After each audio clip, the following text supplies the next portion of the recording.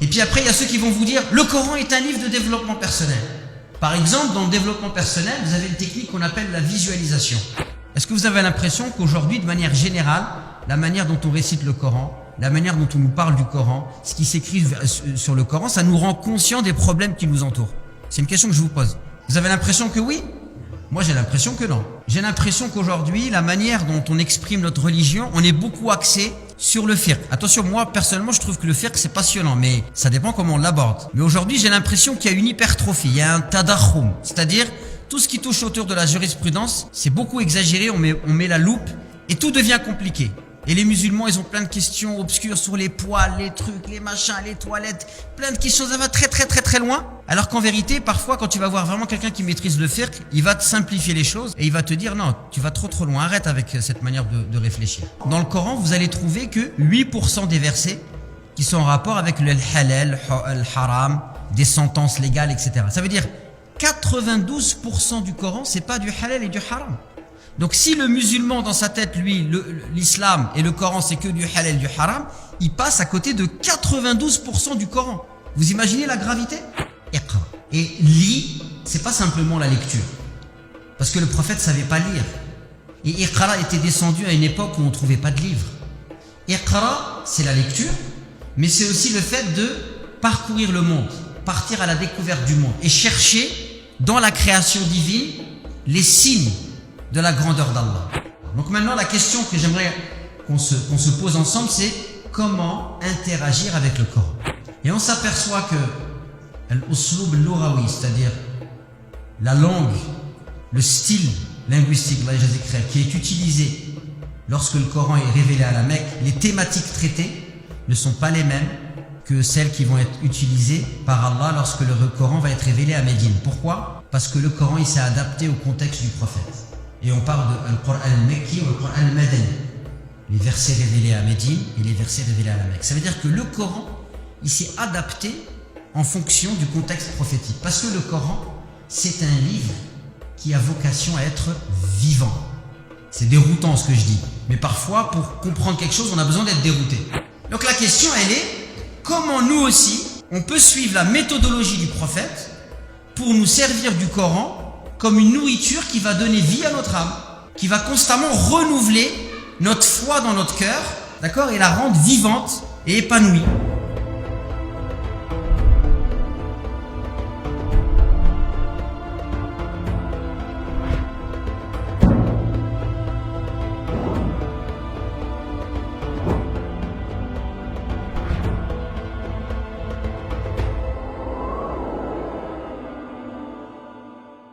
La première question, si quelqu'un viendrait vous voir sur vos lieux de travail et il te dit écoute-moi Aziz ou Ahmed, je voudrais savoir c'est quoi le Coran, à quoi ça sert? Je vais la formuler autrement la question, de manière un petit peu plus académique. Quelle est la vocation du Coran? Quel est le rôle du Coran? Alors à votre avis, à quoi ça sert le Coran? Une aide, une guidance, d'accord. Alors c'est la parole d'Allah, d'accord. Ça sert à gagner le paradis et à éviter l'enfer en même temps. Une guérison. Des mots, M-A-U-X. Ah, j'aime bien cette réponse. Tarbiyatul fard wal jama'a, c'est-à-dire l'éducation de la personne et du groupe. J'aime beaucoup cette réponse. J'aime toutes les réponses. Je prends tout ce que vous m'avez dit, je le prends. Mais j'aime beaucoup cette réponse parce que déjà, à travers cette réponse, on a deux angles de vue. On a le Coran pour moi en tant qu'homme et le Coran en tant que groupe. Et le Coran, il y a bien ces deux dimensions dans le Coran. Le but du jeu, c'est de trouver la chose la plus importante qui va regrouper finalement tout ce que vous avez dit, parce que vous me dites que le Coran c'est pour gagner le paradis. Mais comment je fais le lien entre gagner le paradis et le Coran? J'ai juste à lire le Coran et je vais au paradis? Si je lis le Coran et le Coran il me dit qu'il aime pas les menteurs, je mens après, je gagne le paradis? Donc comment on lit tout ça? La guider, je lis le Coran et je vais être guidé? Ça nous permet de nous rendre compte que c'est une vraie question. À quoi il sert le Coran? Quelle est la vocation du Coran? Il y a un savant qui s'appelle Al-Muqri Abu Zayd al-Idrisi. Il a écrit un livre, je vous donne juste un exemple. C'est un penseur. Il a écrit un livre qui s'appelle Al-Qur'an wal Aql. Il a mis 20 ans à l'écrire. Je me suis procuré le livre, je l'ai lu. Il y a beaucoup de choses que j'ai tirées de ce livre-là pour essayer de mieux comprendre le Qur'an.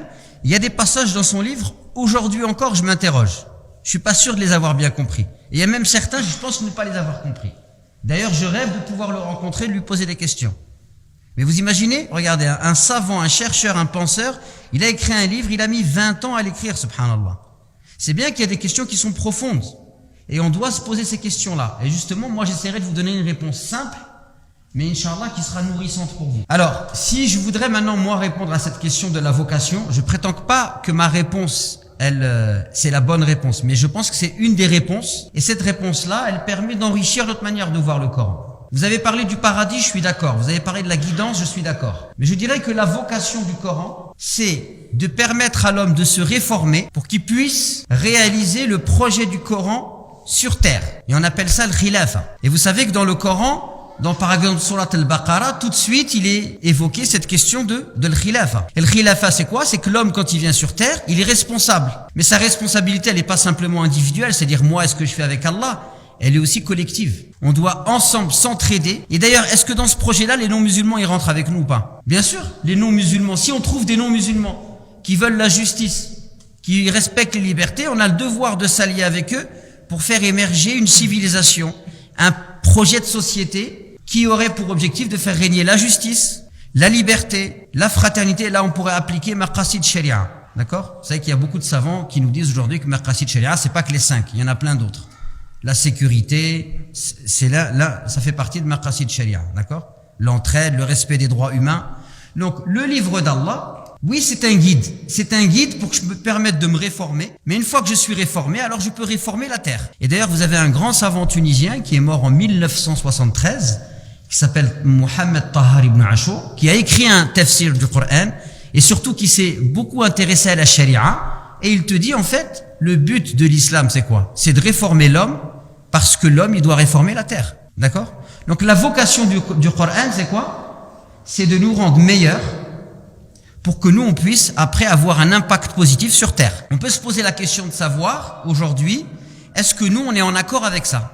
Puisque vous voyez bien que dans le monde moderne, il y a énormément de problèmes et de défis qui touchent tous les hommes. S'il y avait un défi qu'on pourrait soulever aujourd'hui, qui touche tous les hommes, ce serait lequel? L'écologie, bishaklin am.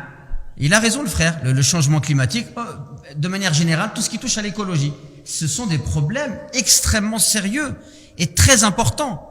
Et on sait très bien aujourd'hui, il y a des gens, vous avez déjà entendu parler des futurologues? Vous connaissez pas le célèbre marocain Mehdi El-Manjara par exemple? Donc dans les futurologues, c'est des gens, ils regardent la société d'aujourd'hui et ils vous disent dans le futur les scénarios probables. Tous les pays qui ont leur économie basée sur le pétrole, s'ils anticipent pas, ils vont avoir de gros problèmes parce que les richesses du sol, elles sont pas intarissables. Et en plus, quand on utilise le pétrole, on crée des déséquilibres sur Terre. Donc est-ce que le musulman aujourd'hui, à la lecture de ses propres textes, ne devrait pas le premier se sentir concerné par ça? Est-ce que vous considérez aujourd'hui que notre manière d'interagir avec le Coran, ça nous rend plus sensibles aux questions de notre époque? Moi je vous pose la question. Est-ce que vous avez l'impression qu'aujourd'hui, de manière générale, la manière dont on récite le Coran, la manière dont on nous parle du Coran, ce qui s'écrit sur le Coran, ça nous rend conscients des problèmes qui nous entourent? C'est une question que je vous pose. Vous avez l'impression que oui? Moi j'ai l'impression que non. Moi j'ai l'impression qu'au contraire, la manière dont on lit le Coran, ça nous rend pas plus conscients des problèmes qu'il y a aujourd'hui. Alors que ça devrait être le cas. Puisque le rôle du Coran, c'est de nous rendre meilleurs pour pouvoir réformer la société. D'accord? Alors ça c'est la première question. Ensuite la deuxième question, qu'est-ce qu'on trouve dans le Coran? Si vous aviez à définir les sujets qu'on trouve ou les thématiques du Coran, qu'est-ce que vous diriez? Moi je vous donne un exemple. J'ai l'impression qu'aujourd'hui, la manière dont on exprime notre religion, on est beaucoup axé sur le fiqh. Attention, moi personnellement je trouve que le fiqh c'est passionnant, mais ça dépend comment on l'aborde. Mais aujourd'hui j'ai l'impression qu'il y a une hypertrophie, il y a un tadakhum, c'est-à-dire tout ce qui touche autour de la jurisprudence, c'est beaucoup exagéré, on met la loupe et tout devient compliqué. Et les musulmans, ils ont plein de questions obscures sur les poils, les trucs, les machins, les toilettes, plein de questions, ça va très très très très loin. Alors qu'en vérité, parfois, quand tu vas voir vraiment quelqu'un qui maîtrise le fiqh, il va te simplifier les choses et il va te dire non, tu vas trop loin, arrête avec cette manière de réfléchir. Alors moi, je vous pose la question, c'est quoi le pourcentage des versets en rapport avec le fiqh, avec le halal et le haram dans le Coran? 25%. Vous êtes d'accord avec lui? Vous aussi là, vous pouvez participer. Combien de pourcentage de versets? 25%. 15%. Alors, on dirait qu'on est en train de faire des soldes là. 15%, 25%, qui dit mieux? Alors, ça dépend des classifications, mais on va essayer de prendre tous les versets qui parlent du fiqh, même les versets qui parlent des peines légales, etc. Et en vérité, ça fait un verset sur 12, ce qui fait moins de 8%. Alors écoutez bien, Attention, le halal haram, c'est une science noble, que l'on respecte. Mais l'islam, c'est un tout. Si toi, l'islam, c'est que le halal et le haram, tu es en train de déformer l'islam, malgré le fait que tu prends quelque chose de noble. El halal et le haram, c'est une science noble, mais elle s'inscrit, elle est en rapport avec l'éthique, et c'est en rapport avec la croyance. C'est en rapport, l'islam, c'est un tout, tu dois tout prendre. Dans le Coran, vous allez trouver que 8% des versets qui sont en rapport avec le halal, le haram, des sentences légales, etc. Ça veut dire 92% du Coran, c'est pas du halal et du haram. Donc si le musulman dans sa tête, lui, l'islam et le Coran, c'est que du halal et du haram, il passe à côté de 92% du Coran. Vous imaginez la gravité? Est-ce que vous imaginez la chose? Et vous savez que Satan, il est malin. Satan, quand il veut t'égarer, il te ramène pas le faux, il te ramène du vrai, mais il te laisse le grossir. Et tu vas tellement grossir ce vrai que tu vas oublier une autre partie. Et du coup, après, tu es déformé. Tu prends des choses qui sont vraies, mais tu les as déformées. 8% du Coran, c'est en rapport avec le halal et le haram. 92% du Coran, ça parle de quoi? Hein? Paradis, l'enfer, khalas. Alors, vous avez raison quelque part, mais des comportements, l'adab. Par exemple, quand le Coran, il nous raconte des histoires. Pourquoi il nous raconte des histoires, le Coran? Le Coran, il nous parle des histoires parce que le Coran, c'est la parole d'Allah. Et Allah, il nous a créés. Et Allah, il sait comment on fonctionne. Et Allah, il sait très bien qu'en racontant des histoires, il peut nous éduquer et il peut nous faire passer beaucoup de messages. Le Coran, c'est un livre très pédagogue. Parce que c'est normal, c'est le livre d'Allah. Allah, c'est un pédagogue. C'est lui qui a inventé la pédagogie. Donc il sait comment te parler. Et effectivement, par les histoires, par les images, il sait que l'être humain, il est sensible à ça. Donc il y a des histoires. Mais le but des histoires, c'est quoi? C'est qu'on en tire des enseignements, des leçons. Donc, 92% du Coran, on peut le résumer à travers des choses telles que le Coran, c'est un livre de spiritualité, un livre de foi et un livre d'éthique. L'éthique, la moralité, le comportement, le savoir-vivre, le savoir-être. Donc le musulman, c'est important que, lui aussi, dans sa manière d'interagir avec sa religion, ça lui serve à devenir meilleur en tant que personne, en tant qu'être humain, et d'être plus éclairé dans son comportement, son attitude. D'accord? D'ailleurs, le prophète, alayhi sallam, ne dit-il pas, « Innama bu'ithu li utammima makarim al-akhlaq » Je n'ai été envoyé que pour parfaire. Et l'akhlaq, en vérité, c'est intraduisible. C'est un concept islamique, c'est intraduisible. Si vous dites comportement, si vous êtes réducteur. Dans la langue française, si je viens, je vous dis bonjour, vous allez bien, je suis gentil, mais que dans mon cœur, je vous méprise, on va dire que j'ai un bon comportement, parce que c'est la façade, alors que dans mon cœur, je vous méprise. Islamiquement parlant, si je vous dis comme ça, et dans mon cœur, je vous méprise, je suis un hypocrite, c'est pas un bon comportement, ça. L'akhlaq, dans la langue arabe, c'est d'abord quelque chose qui vient de l'intérieur et qui va se manifester à l'extérieur. Donc l'akhlaq, c'est intraduisible, mais on pourrait parler de moralité, de comportement, al-tab'u, ta nature, al-muru'a, les règles de savoir-vivre en société. D'accord? On dit même que al-khuluq wa ad-din, parce que la religion, ça doit être une deuxième nature. On dit que la salat, c'est un khuluq. Le khuluq, c'est tes habitudes, parce que tes habitudes, elles viennent de ta nature. Et ça, tu dois transformer cette nature et la rendre islamique. Et tu vas rechercher ce qu'on appelle l'i'tidal fil akhlaq, c'est-à-dire la juste mesure dans les comportements. Par exemple, la générosité. Trop de générosité, ça peut être l'excès. Ou alors tu vas donner aux gens des choses que tu aurais dû donner à ta famille. Donc, la générosité, c'est bien. Trop de générosité, c'est pas bien. Pas assez de générosité, c'est bien ou pas? C'est pas bien non plus. Donc, tous les comportements de l'islam, c'est toujours un juste milieu entre deux choses. Et l'akhlaq, c'est ça. Tu vas toujours essayer, toi, de t'éduquer pour aller dans l'i'tidal fil akhlaq. Alors, le contenu du Coran, le Coran, il va vous enseigner comment croire en Dieu. Il va vous enseigner qui est Dieu, comment vous comporter vis-à-vis de Dieu, comment l'invoquer. Il va vous enseigner aussi tous les nobles caractères. Il va vous raconter des histoires dans lesquelles vous allez voir comment des gens se sont égarés et comment des gens où ils ont affronté les épreuves. Et donc le contenu du Coran, c'est un livre très pédagogique et ça va encore dans le sens de la question que je vous ai posée tout à l'heure. Normalement, si vous lisez le Coran, vous êtes censé devenir des gens meilleurs et donc vous allez avoir un impact positif quand vous allez retourner vivre dans votre famille, dans votre travail, à la mosquée.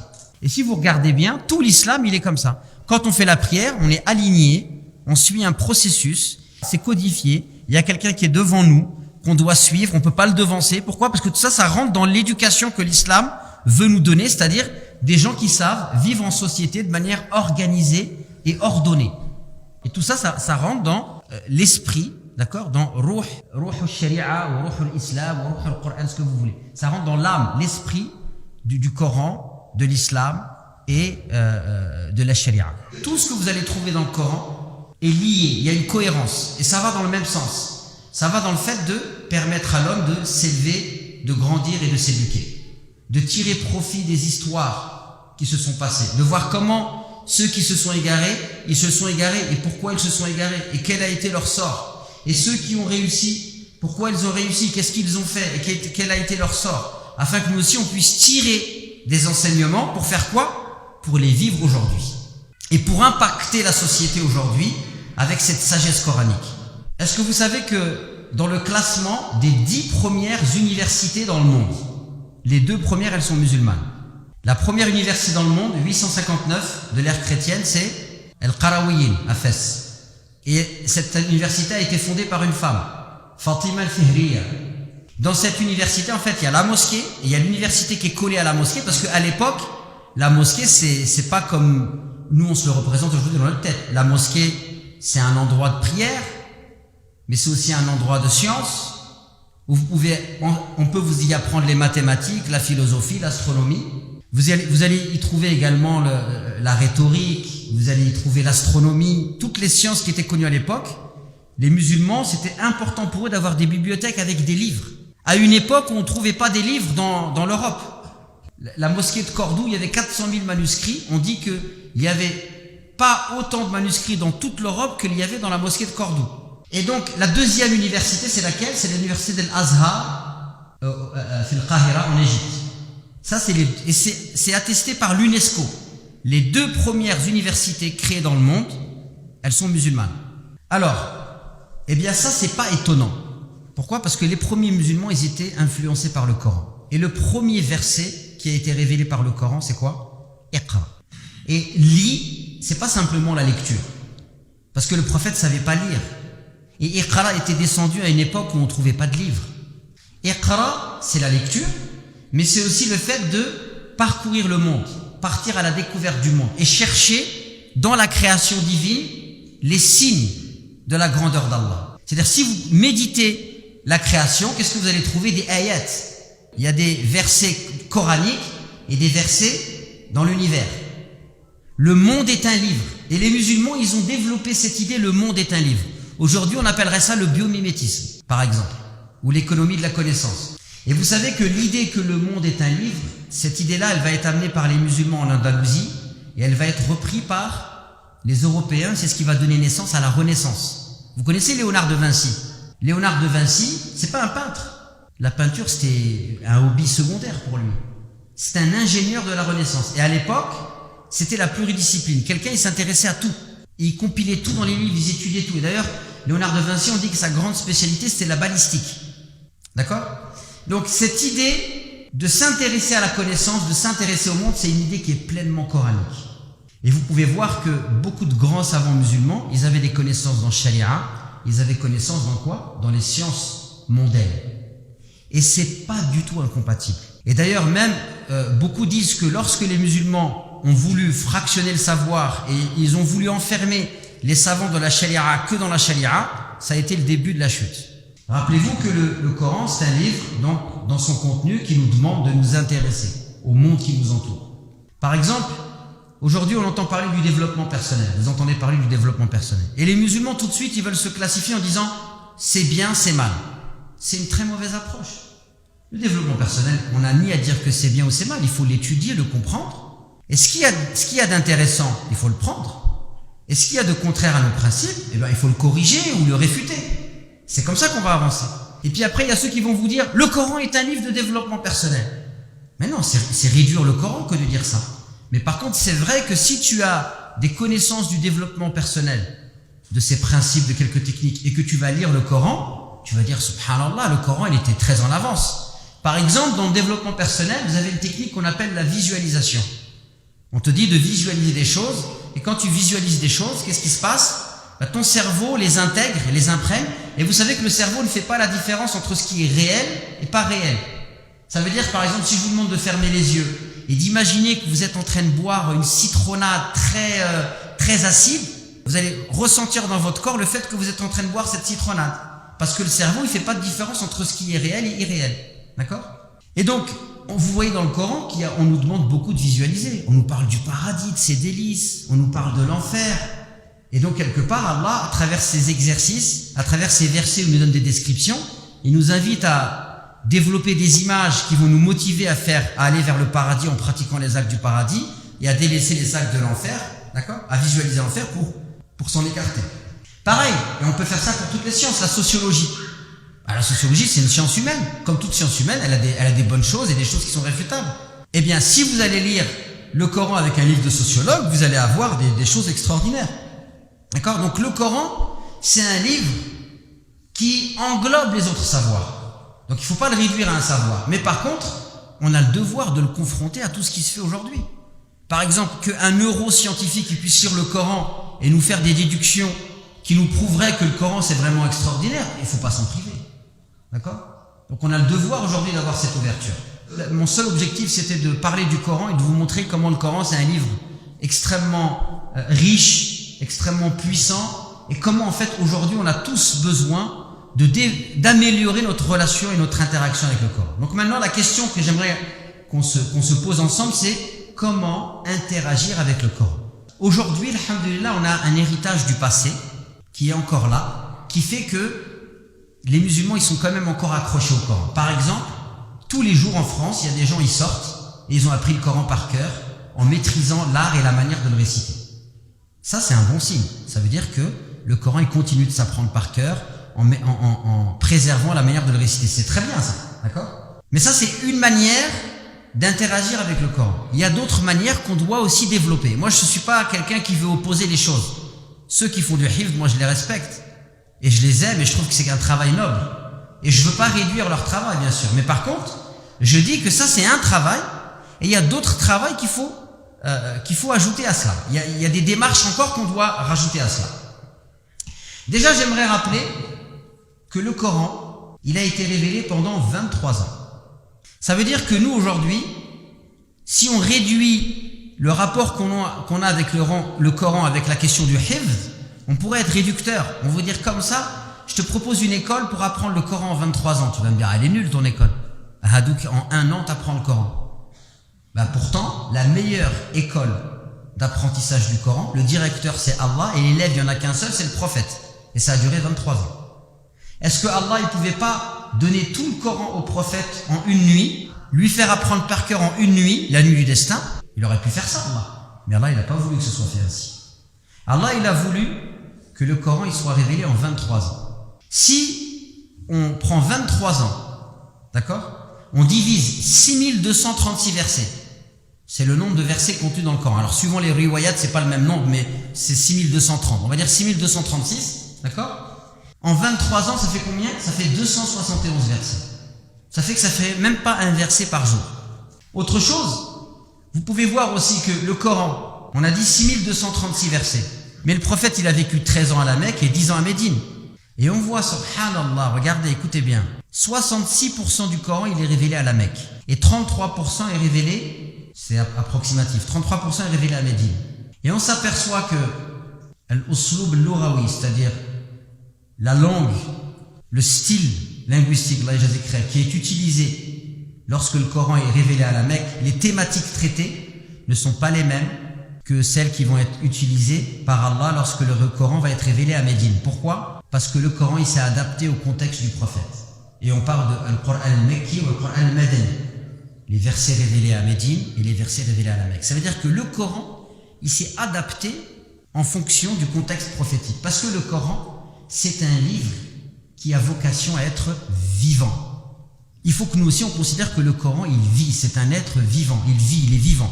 Et donc, comment on va rendre vivant le Coran? C'est notre manière d'interagir avec lui. La sacralité du Coran que les musulmans respectent aujourd'hui, c'est une très bonne chose. Mais ça ne doit pas être une sacralité morte. C'est-à-dire, je sacralise le Coran, mais j'ai de la distance avec lui, je le pose, je fais de la décoration que je mets dans les murs. Mais par contre, c'est une sacralité sèche parce que mon cœur, il n'est pas en interaction avec lui. Non, ça doit être une sacralité vivante. Vous allez vers le Coran c'est un miroir, il va vous envoyer des messages. Le Coran c'est une manière de discuter avec Dieu, de discuter avec Allah. C'est quoi ça? C'est quoi? Le Coran? Faux. C'est pas le Coran. Si vous dites que ça c'est le Coran, il n'y en avait pas à l'époque du prophète, ça veut dire qu'à l'époque du prophète il n'y avait pas le Coran. Ça c'est le Mushaf. Mais le Mushaf c'est pas le Coran.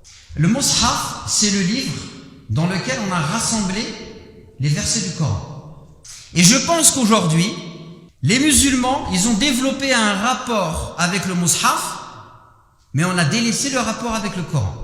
C'est déroutant ce que je dis, mais parfois pour comprendre quelque chose, on a besoin d'être dérouté. Un rapport avec le mushaf, c'est quoi? Je le lis par exemple en entier pendant le mois de Ramadan, je le lis régulièrement, je suis content de le lire, il est possible que je ne comprenne rien, qu'il n'influence pas mon comportement. Alors, c'est bien, attention, là encore je répète une chose, toute personne qui fait un effort pour aller vers le Coran, on l'encourage.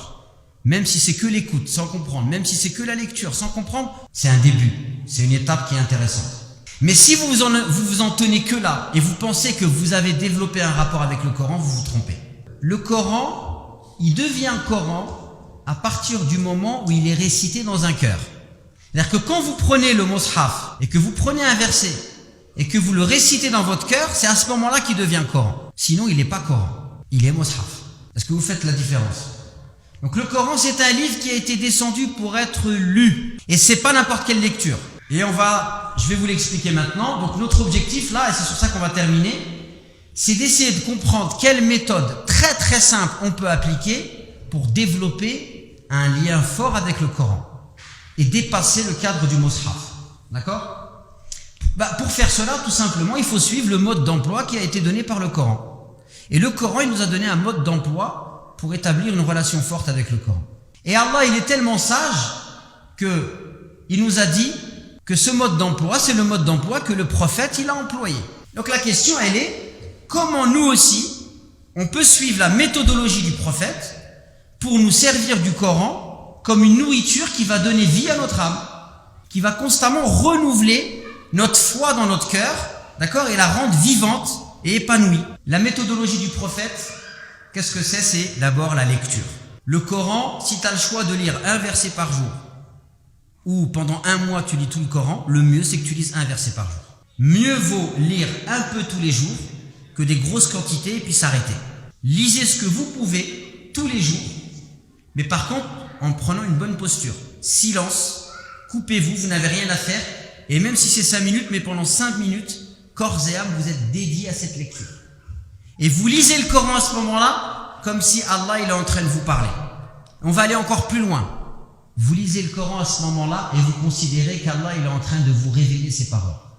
Parce que oui, on peut lire le Coran et on peut revivre la révélation. Quand on revit la révélation, c'est-à-dire qu'on va rajouter des versets. Mais les versets qui ont été révélés, on peut les relire comme s'ils venaient d'être révélés à nous. Et ça s'est produit lorsque le prophète est mort, est décédé. Eh bien, Ali salatu wassalam, les gens ont été choqués.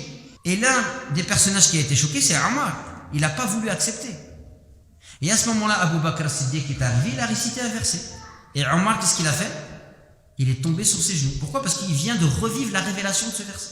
Et vous aussi, je suis sûr que des fois, peut-être que vous viviez des choses dans votre vie, et à un moment donné, vous avez lu un verset, vous avez dit, ah ouais, ça c'est moi, c'est pour moi. C'est à moi qu'il a dit ça. Et c'est vrai. Lisez le Coran comme si Allah il vous parlait, et c'est ça la magie du Coran. Allah il vous parle quand vous lisez le Coran. Donc ça c'est la première chose, la lecture, le verbe au présent un peu tous les jours. Deuxième chose, at-ta'lim. Il est possible que vous lisez le Coran et qu'il y a des mots qui vous échappent. Eh bien, il est possible aujourd'hui de trouver des tafsirs du Coran simplifiés avec un langage contemporain, même en langue française, qui vont vous donner le sens général du verset qui est amplement suffisant pour pouvoir méditer le Coran. Et après, la troisième chose, c'est la purification. Maintenant, la question c'est comment on passe de l'enseignement à la purification. C'est par un concept coranique qu'on appelle at-tadabbur. La lecture contemplative, c'est un travail de projection que vous faites. C'est-à-dire, vous lisez le Coran, vous considérez qu'Allah s'adresse à vous, et donc quand vous lisez un verset, vous le renvoyez à vous. Allah, il dit qu'il n'aime pas les menteurs, et bien tout de suite, vous posez la question de savoir, est-ce que moi, des fois, je ne mens pas? J'en suis où, moi, par rapport au mensonge? D'accord? Vous vous renvoyez directement à vous les versets. Vous projetez ce que vous êtes en train de lire sur vous, ce que vous êtes et ce que vous vivez. C'est tout simplement ça, la lecture méditative et contemplative du Coran, c'est pas autre chose. Et je termine juste en disant, il faut faire une distinction entre lire le Coran pour en faire l'exégèse et lire le Coran pour tisser une relation forte avec le Coran. Ce dont je me suis entretenu avec vous ce soir, c'est lire le Coran pour établir une relation émotionnelle, sentimentale, forte, affective, avec le Coran. Et ça, tout le monde peut le faire. Il suffit d'avoir quoi? D'avoir un cœur. Nous avons facilité le Coran pour en faire un livre de rappel. Y a-t-il des gens qui veulent se rappeler? Ça, c'est universel et c'est accessible à tout le monde. Et même si vous n'avez pas l'arabe, en français, ça marche. Il y a des gens, ils ont lu le Coran en français, en anglais, se sont convertis à l'islam. Donc c'est que ça marche. Ça ne veut pas dire qu'il ne faut pas apprendre l'arabe. Mais ça veut dire que si pour l'instant vous avez que le français, faites-le avec le français. Vous en tirerez des bénéfices. Et par contre, la lecture du Coran pour en tirer des règles, ça c'est un exercice qui demande des compétences. Et si vous n'avez pas les compétences, c'est une folie que de vous aventurer à faire l'exégèse du Coran. D'accord? Donc il faut bien faire la distinction entre les deux. Lire le Coran pour dire ça c'est halal, ça c'est haram, ça c'est bien, ça c'est mal. Vous n'êtes pas habilité à le faire à moins que vous ayez les compétences requises. Par contre, lire le Coran pour vous rapprocher d'Allah, pour vivre quelque chose de fort avec Allah et considérer qu'Allah vous parle et vous remettre en question, ça c'est accessible à tout le monde et la porte elle est grande ouverte. Et si vous le faites, ça changera votre vie et c'est tout le mal que je vous souhaite. Et je vous remercie pour votre attention.